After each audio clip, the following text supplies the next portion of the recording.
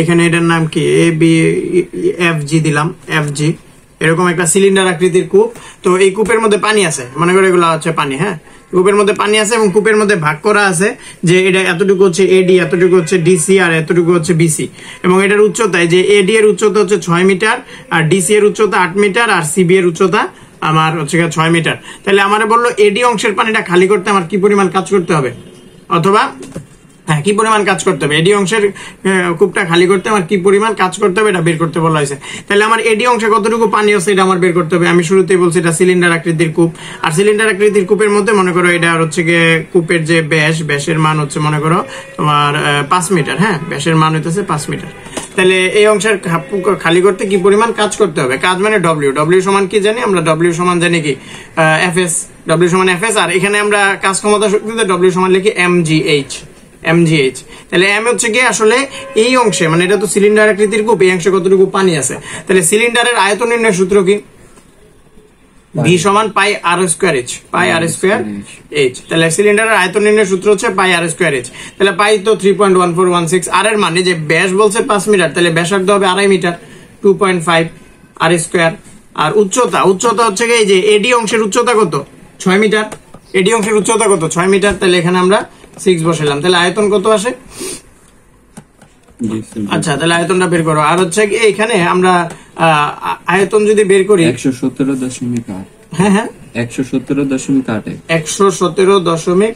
আচ্ছা এটা সমস্যা নেই, না বের করলে হইতো। আচ্ছা তাহলে আমাদের বের করতে হবে ভর, আমরা বের করলাম ব্যাস, আমরা বের করলাম আয়তন। কেন? কারণ আমরা জানি এই আয়তনের সাথে ঘনত্বের একটা সম্পর্ক আছে। আর পানির ঘনত্ব কত, 1000 কেজি মিটার কিউব, মানে প্রতি কেজিতে প্রতি মিটার কিউবে 1000 কেজি আর কি, 1000 কেজি মিটার ইনভার্স 1 মিটার, হ্যাঁ মিটার কিউব আর কি, মিটার কিউব ইনভার্স 1। স্যার 100 লিখছেন, 1000 হবে। যাই হোক, তাহলে এখানে ঘনত্ব হচ্ছে কি এত। তাহলে আমরা জানি rho equals to m by v, rho equals to m by v. তাহলে এম সমান কি, রো ভি, এম সমান রো ভি। তাহলে রো এর মান 1000 আর ভি এর মান আমরা তো বের করছি। তাহলে এখান থেকে হচ্ছে কি আমরা পানির ভরটা বের করে ফেলতে পারবো। আর জি এর মান কত, জি এর মান তো এখানে 9.8, জি এর মান 9.8। তাহলে জি এর মান 9.8 মিটার পার সেকেন্ড স্কোয়ার। আর উচ্চতা, এইখানে হচ্ছে কি মানে সবচেয়ে বেশি মানে সমস্যা হয়, কনফিউশন তৈরি হয় যে আসলে এই উচ্চতাটা কত হবে।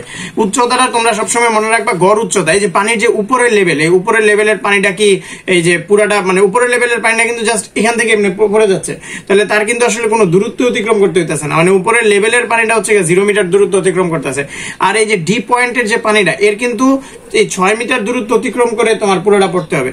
আবার যদি তুমি এটার মাঝামাঝি আর একটা পয়েন্ট ধরো, তার কিন্তু 3 মিটার দূরত্ব অতিক্রম করে পড়তে হবে। অর্থাৎ তাদের একটা গড় উচ্চতা আমার বের করতে হবে। আর গড় উচ্চতা বের করার, গড় উচ্চতা নির্ণয় করার সূত্র কি, প্রথম পয়েন্ট ডিভাইডেড যোগ শেষ পয়েন্ট ভাগ 2। তাহলে একদম উপরের লেভেলের পানিটা হচ্ছে তোমার 0 মিটার দূরত্ব অতিক্রম করতেছে, আর ডি পয়েন্টের পানিটা হচ্ছে 6 মিটার দূরত্ব অতিক্রম করতেছে বাই 2। তার মানে টোটাল গড়ে পানিগুলা 3 মিটার দূরত্ব অতিক্রম করতেছে। তাহলে এখানে আমরা এম এর মান জানি, জি এর মান জানি, এইচ এর মান 3 বসাই দিব। তাহলে এখান থেকে হচ্ছে আমরা এই এডি অংশের পানিটা খালি করতে কি পরিমাণ কাজ করতে হবে এটা বের হয়ে যাবে। বুঝতে পারছো? ক্লিয়ার? জি স্যার, উত্তর আসে সব সব সব পুরাটা কত, 346 346 3614, 3614। এত ওয়ার্ক একক জুল, এত জুল। ঠিক আছে, আচ্ছা।